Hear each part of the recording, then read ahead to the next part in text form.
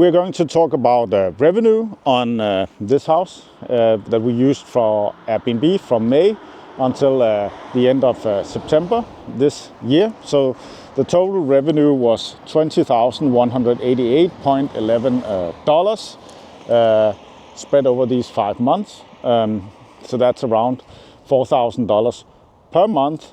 Then there are some costs associated with having the house. So you can say that it's only around like $3,000 that we have been able to like pocket from this house per month when we like deduct different costs. And then we spend around 45 minutes to 1 hour working on this house on average per day.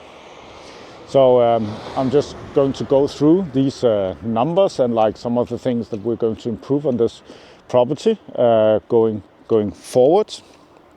This is actually our first long-term rental property that we acquired in September 2019.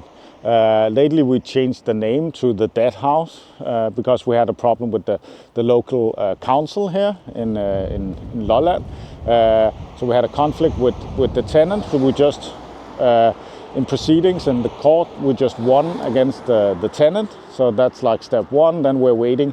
So in a few days we have the next phase of the fight with the local council that we're hoping to win, and then we can get the house to be alive again. Then it would not be the dead house, then it would be the resurrected house, right? So we'll wait for that thing there. But that means that the trash cans have been removed from the house.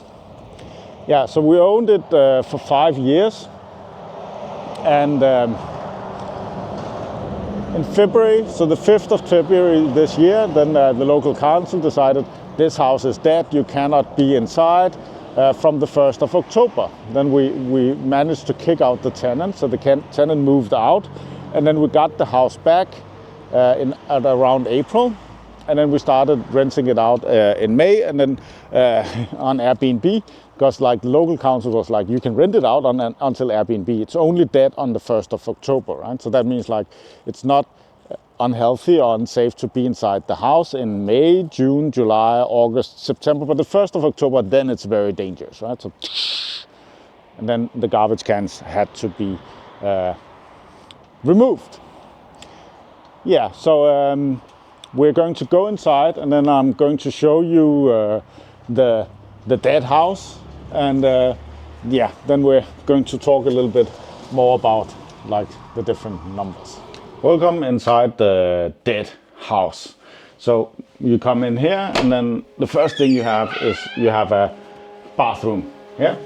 So one of the first things which we usually do, doesn't matter like what house we get, is that we change the toilet. So we put in a toilet that's a little bit higher, so you're not sitting down on the floor, and we put in a toilet where you can here, so we can put in like the chalk thing here.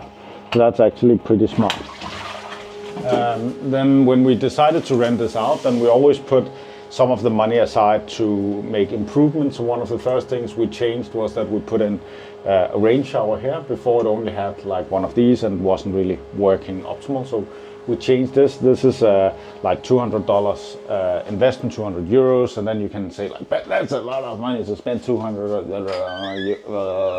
on a toilet and on a shower thing, right? But I think it's worth it. So it's one of the things people remember. It's one of the things that the guests are like, oh, the house had a nice shower. So this is bathroom 1. This is the main living room. So when you come inside here, we have on the left side, we have a small table where we put like the stuff. So we have like free Wi-Fi, so you can scan here the QR code, boom, then you're online. You have a tour guide of all the nice places to see here.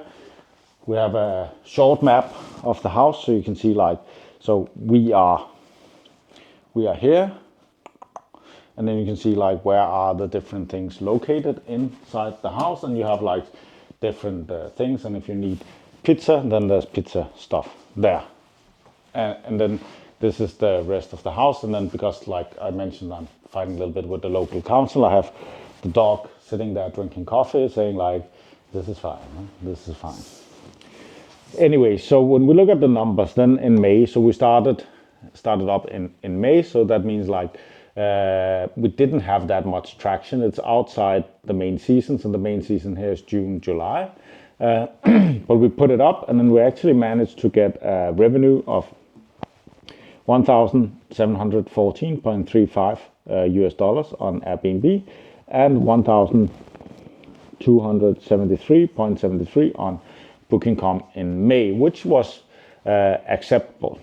Then in June, then it went up a little bit, so it rose to $3,532.70. So that was like mixed evenly on Airbnb and Booking.com. So 1,750.62 on Airbnb, 1,782.08 on Booking.com. So that was like what we were expecting. It was actually like performing a little bit better than we expected, but I guess that's because of the location of the house. Like, it's located very well. So to rent it out, we just like bought all of this furniture in a local supermarket we had. Not local, it's like local furniture store that's quite cheap called Jysk. And then we had this frame TV from Samsung. It's a very bad idea with these frame TVs inside Airbnbs. They're expensive, and people don't know how to use them. So most of the time when we arrive, then they turned it off because they don't really get it. So that's a waste of money. We have a Sharp TV. I'll show you a little bit later. That's like $400. It's a much better investment for an Airbnb and Booking.com. So we actually have, I could start like talk about this for hours. We do have a course called like Airbnb, where we teach how we do this Airbnb stuff, how we do with the furniture, and why we do the things we do. So like the poster we have up here with Scrooge McDuck is from Temu, and the plants here from Temu too. The small green plant is from Temu. Then we have a small room inside here. So what we did here is that we have a bed here, and then we have a sleeping couch over here. So the idea here is that, like, if we have more guests, so when we're looking at our target audience, then we do like couples. We do like couples with small children. We do like couples with children, but sometimes we have groups of like up to 14 people. And then to accommodate a higher number of people, then we have the sleeping couch, so we can convert this room into like two people can sleep that doesn't want to sleep together, can sleep like side by side. Then we have another room inside here. So it's like a master bedroom, you can say. So we have like a good big bed. Actually, a lot of the children, the families with children, likes this room because they can actually take the children and then they can sleep in the bed with their small kids. So we've actually had that a lot. And then we would put a crib here if they have like infants. So we put a small crib here. Another Samsung frame TV, bad idea. Then we have some fake Lego flowers here from Temu. And we have some posters from Temu with Mickey Mouse. If we look at the kitchen here and the numbers from July, so July is a good month. So July we had a revenue of $6,597.25. One thing to take into consideration is that at this point we were renting out like quite a lot of people were like renting a week or like 3 days or 2 days. So that's pretty, like, then we charge extra, so they get a discount that they rent for longer times. But on Airbnb we got in July $2,063.90, on Booking.com $4,533.35. Then in August what happened was that people started to book longer periods. So we got like people booking 2 weeks because they were working on a tunnel project nearby. So that means like our revenue dropped, but the amount of work we needed to do here dropped as well. So we didn't really have to do a lot because people were staying for longer periods of time. So in August we had a revenue of $4,354.41 on Airbnb. That was $912.38. On Booking.com it was $3,442.03. I don't know if I mentioned, but the price on the house was around $80,000 US dollars. euro, approximately that. So that's what we paid for this property. We haven't really done that much to it. I'll get back to that a little bit later. Then one of the things we have is that we have a Mocha Master coffee maker here. It's actually a bad idea to put these inside cheaper Airbnb Booking.com rentals because people don't know how to use it. So like there's a lot of things you can mess up. You wouldn't believe like what people would do with this. Like not good. If they can break it, they will break it, right? So Mocha Master is not a good idea, but actually it worked here. So when we raised the prices, then we actually got people here who can operate a Mocha Master. That was actually like pretty cool. We have like some more art from Timo here. Then we have a bathroom out here. So it's the second bathroom. Again, we changed the toilet in 2019. Looks pretty good still. We put in the rain shower this summer, and then a thing with like washing. So when guests do their laundry, then it's actually a pretty bad idea to put liquid soap like this inside the Airbnbs because they don't know how to use it. So like we've had guests who use like half a bottle. Not because they are doing a lot of laundry, but because they're like inside. So it's actually a better idea to buy these pots. So this is a pot you just put inside, because then they're not overusing. If we want to supply them with laundry detergent and softener is just a bad idea. So like we don't get any money out of it. So softener is not a good idea to add inside.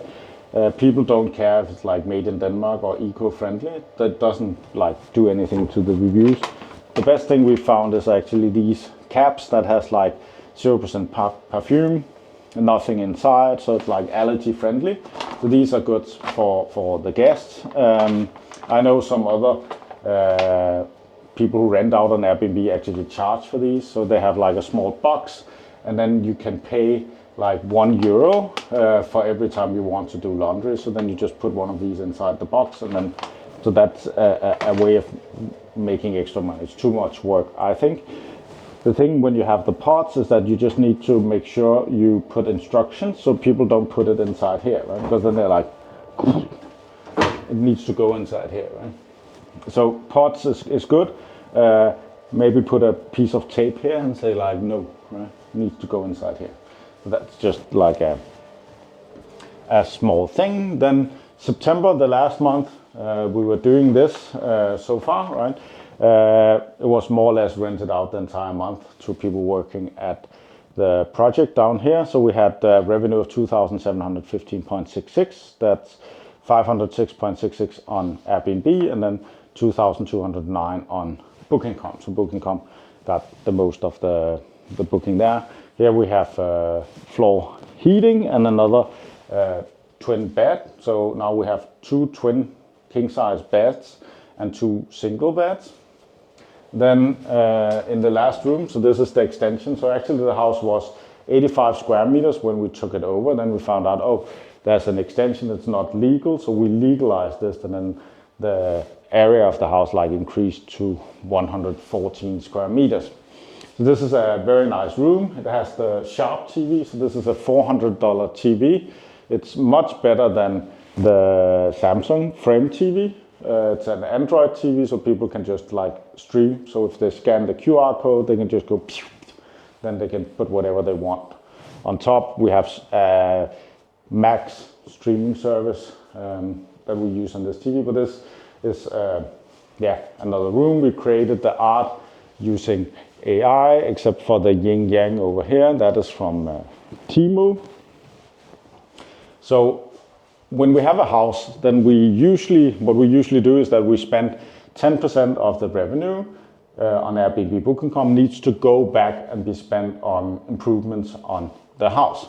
So we had a total revenue of $20,188.11 on this house in the period of these 5 months. So that means we need to spend $2,018.81 on improvement. So that's part of like what we talk about in our course, the Airbnb thing. So the next video, I'll have a link to it up here. I'll talk about what we're going to change inside, what we're going to spend the money on, and what will work here. So that's the next video. Else I have a video with a link to the Airbnb course if you want to look more into that one. Anyways, that was all for me. Subscribe to the channel. I'm Palle. If you don't like me, give the video a dislike. If you think I'm the most sexy thing ever, then give the video a like. And if you like money, then give the video a like. Thanks for watching. Bye.